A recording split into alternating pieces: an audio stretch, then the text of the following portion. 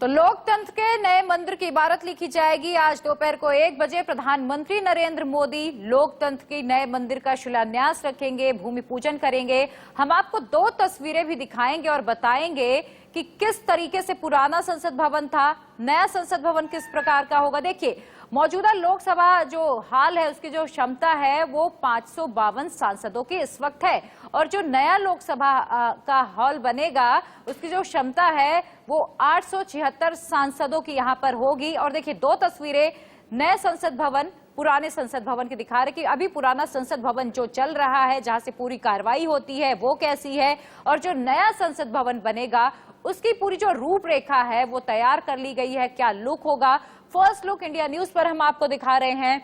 और देखिए, जो पुराना संसद है, जो पुराना हमारा लोकतंत्र का मंदिर है, उसमें जो मौजूदा लोकसभा अभी हॉल बना हुआ उसकी क्षमता 552 सांसदों के बैठने की है। संसद भवन की नई बिल्डिंग की योजना जमीन पर उतरने जा रही है। सेंट्रल विस्टा पुनर्विकास परियोजना के तहत नए भवन का निर्माण मौजूदा भवन के पास किया जाएगा। आजादी के 75 साल पूरा होने के समय देश को एक बड़ी सौगात मिलने जा रही है। आप देख सकते हैं मेरे पीछे, यहीं पर संसद भवन की नई बिल्डिंग का निर्माण होने जा रहा है। प्रधानमंत्री नरेंद्र मोदी इसी जगह पर आकर के भूमि पूजन करेंगे। यहीं पर बनेगी नई संसद भवन। आप देख सकते हैं निर्माण कार्य शुरू हो चुका है। टाटा कंपनी को इसका कंस्ट्रक्शन का काम दिया। लगभग 2000 से ज्यादा लोग इस पर कंस्ट्रक्शन का कार्य करेंगे यहाँ पर, और 2022 तक ये बिल्डिंग पूरी तरह से बनकर के तैयार हो जाएगी। आप देख सकते हैं निर्माण कार्य यहाँ पर चल रहा है, अभी भी काम चालू है यहाँ पर। लेकिन इस पार्लियामेंट की जो बिल्डिंग है काफी बड़ी होगी। लगभग 64,500 वर्ग मीटर में ये बिल्डिंग फैली होगी, और लगभग 1200 से ज्यादा सांसद इसमें बैठेंगे। 888 से ज्यादा लोकसभा सीटें होंगी इस बिल्डिंग में। सेंट्रल विस्टा पुनर्विकास परियोजना के तहत एक नए त्रिकोणीय संसद भवन, एक संयुक्त केंद्रीय सचिवालय और राष्ट्रपति भवन से इंडिया गेट तक 3 किलोमीटर लंबे राजपथ के पुनर्निर्माण की योजना है। आजादी के 75वें वर्ष यानी 2022 में संसद सत्र नई बिल्डिंग में आयोजित किया जाएगा। टाटा प्रोजेक्ट्स लिमिटेड को सेंट्रल विस्टा पुनर्विकास परियोजना के तहत करीब 862 करोड़ रुपए की लागत से नई बिल्डिंग बनाने का टेंडर मिला है। ये कुल 64,500 वर्ग मीटर इलाके के अंदर 971 करोड़ की लागत से बनेगा। टाटा प्रोजेक्ट लिमिटेड को इसका काम का आवंटन किया गया है। इसकी डिजाइन HCP डिजाइन और मैनेजमेंट प्राइवेट लिमिटेड द्वारा तैयार की गई है। 2024 तक इसका हमने लक्ष्य रखा है। वर्तमान संसद भवन को देश की पुरातात्विक संपत्ति के तौर पर संरक्षित रखा जाएगा। संसद के मौजूदा भवन को ब्रिटिश काल में एडविन लुटियंस और हर्बर्ट बेकर ने डिजाइन किया था। तो लोकतंत्र का जो नया मंदिर है, नई संसद है, वो 2022 तक बनकर तैयार हो जाएगी। सरकार ने ये जानकारी दी है और साथ ही ये भी बताया है कि 971 करोड़ रुपए इसकी लागत आने वाली है। और नई संसद के शिल्पकार क्या कुछ कह रहे हैं वो भी हम आपको बताएंगे। देखिए, अहमदाबाद के आर्किटेक्ट विमल पटेल ने इसका पूरा डिजाइन जो है वो तैयार किया है। विमल पटेल की कंपनी HCP ने कई अहम प्रोजेक्ट्स पर पहले भी काम किया है। आर्किटेक्चरिंग में विमल पटेल को 35 साल का लंबा अनुभव है। वहीं गोमती रिवर फ्रंट प्रोजेक्ट विमल पटेल ने ही डिजाइन किया था।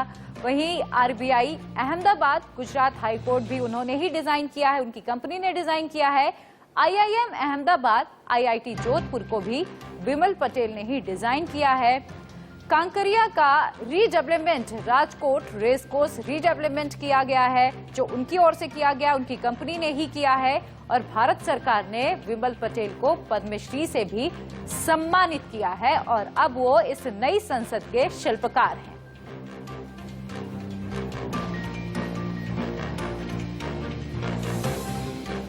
और देखिए, जिस संसद भवन में कई अहम फैसले लिए गए, जिस भवन की पटल से हमने देश के एक से एक बढ़कर कई नेताओं को बोलते सुना, जिस भवन में हमारे सांसदों ने उन नियमों का खाका तैयार किया जिससे दुनिया का सबसे बड़ा लोकतंत्र मजबूत हुआ। आखिर उस पूरे भवन का क्या होगा, ये सवाल आप सबके मन में है। इसका जो जवाब है आपको इस रिपोर्ट में मिलेगा, देखिए जरा।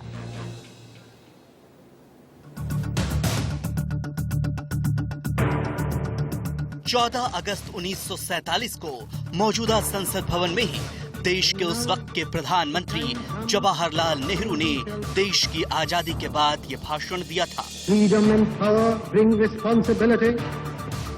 That responsibility rests upon this assembly, a sovereign body representing the sovereign people of India.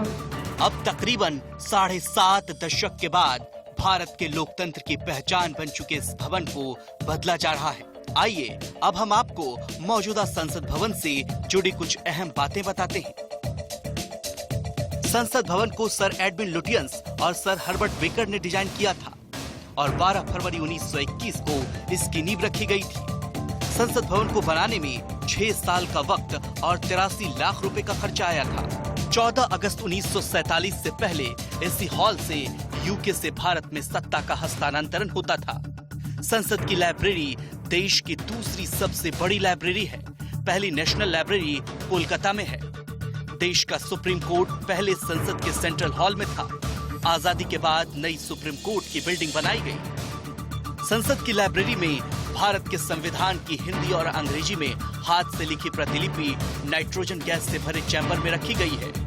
भवन के गोलाकार संरचना निरंतरता की प्रतीक है, जो दर्शाती है कि सत्ता बनी रहेगी और कभी खत्म नहीं होगी। लोकसभा का हरा रंग भारत के कृषि प्रधान देश होने और राज्यसभा का लाल रंग देश के लिए बलिदान का प्रतीक है। लेकिन वक्त के साथ देश की जरूरत बदली और संसद भवन को बदलने की मांग भी बढ़ने लगी। बढ़ती जिम्मेदारी और कर्मचारियों की बढ़ती संख्या की वजह से देश को नया भवन देने का फैसला लिया गया है। लेकिन इसका मतलब ये कतई नहीं कि इससे पूरे भवन की महत्ता खत्म कर दी जाएगी। पुराने संसद भवन बेहद ऐतिहासिक है और हिंदुस्तान के लिए कई खास लम्हों का प्रतीक रहा है।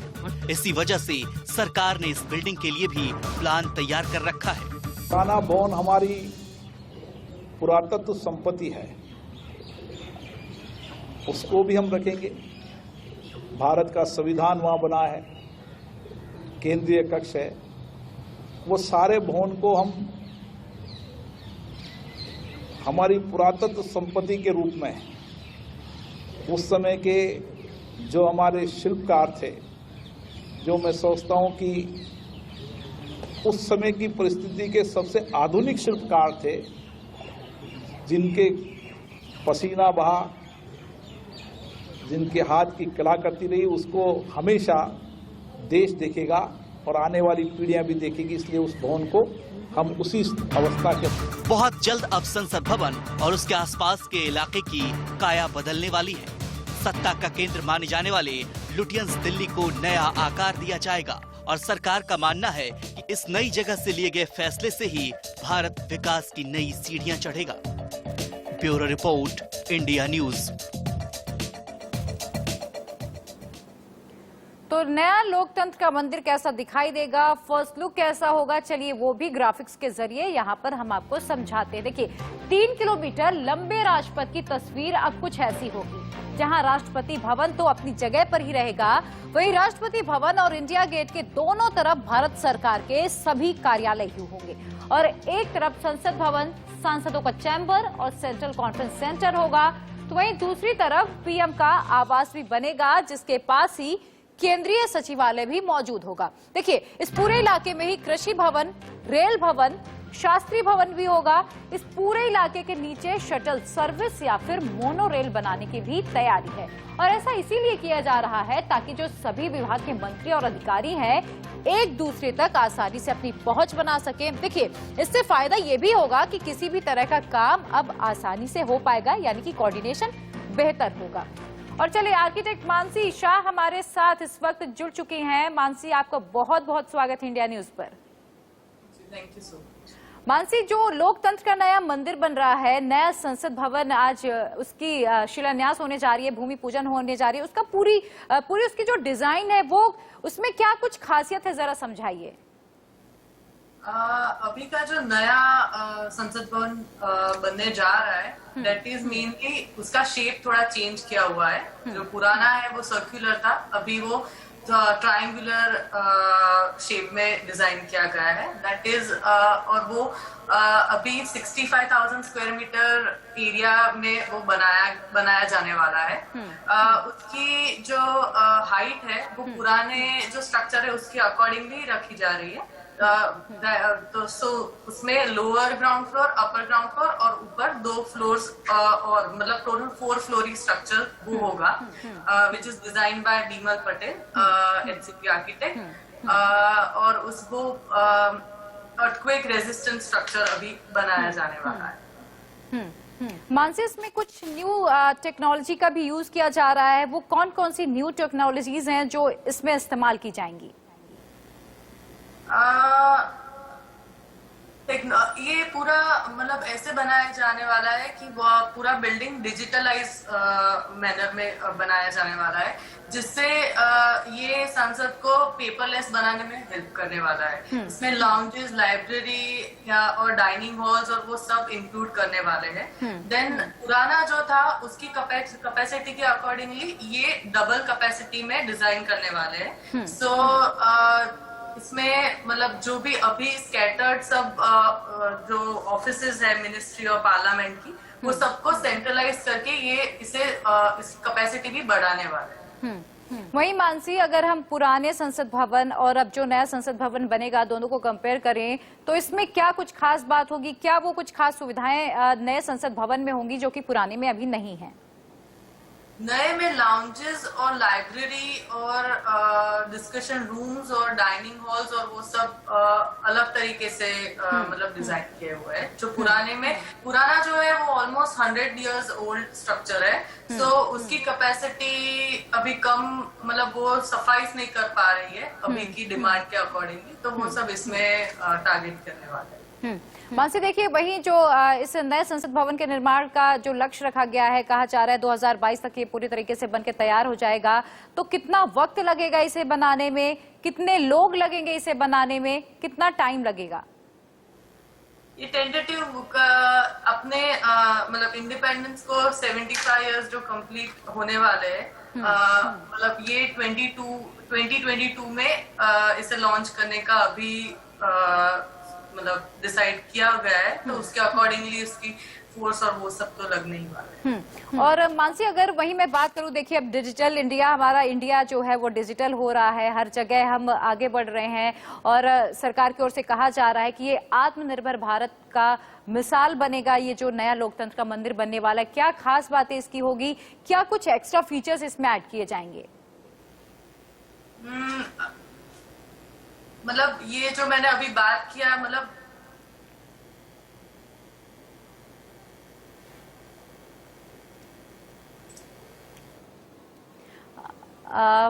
शायद कुछ टेक्निकल प्रॉब्लम्स की वजह से मानसी से अभी हम नहीं जुड़ पा रहे हैं, आगे भी हम जुड़ने की कोशिश करेंगे। तो देखिए अभी मानसी ने जैसे बताया कि इसमें बहुत खास बातें होंगी, ज्यादा स्पेस होगा और ज्यादा बड़ा होगा। लागत 971 करोड़ रुपए है और 2022 तक ये बनकर तैयार हो जाएगा। करीब 2000 मजदूर इसके निर्माण में काम करने वाले हैं।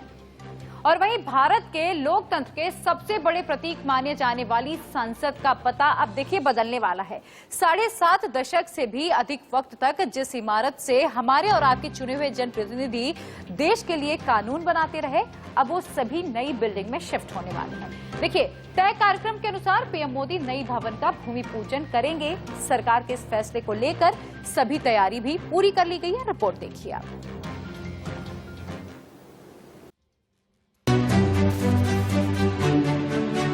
हमारी इमारत भी देश की और विश्व की सबसे बड़ी लोकतांत्रिक संस्था होने के कारण इसको बनाते समय भी यह दृष्टिकोण रखा गया है कि विश्व के जितने भी लोकतांत्रिक देश हैं उनकी संसद भवन से बेहतरीन भवन यह बने। दुनिया के सबसे बड़े लोकतंत्र के मंदिर को बदलने का खाका तैयार कर लिया गया है। आजादी के 75 साल बाद हिंदुस्तान के लोकतंत्र के मंदिर की तस्वीर कुछ ऐसी ही होगी। नया संसद भवन आजाद और आत्मनिर्भर भारत की एक अलग तस्वीर दिखाएगा।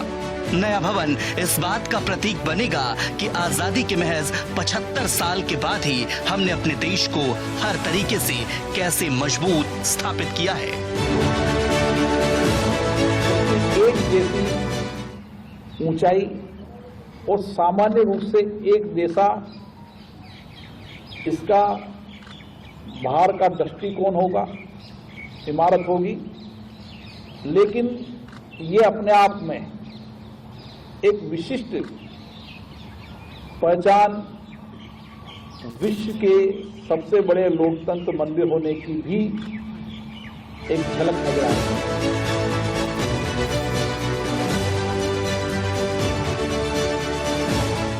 ये ब्लूप्रिंट है भारत के लोकतंत्र के नए मंदिर की। आपके जहन में अब तक गोल आकार की ये इमारत संसद भवन की पहचान थी। ये वही इलाका है जहां से 140 करोड़ की आबादी के लिए नियम और कानून तैयार किए जाते हैं।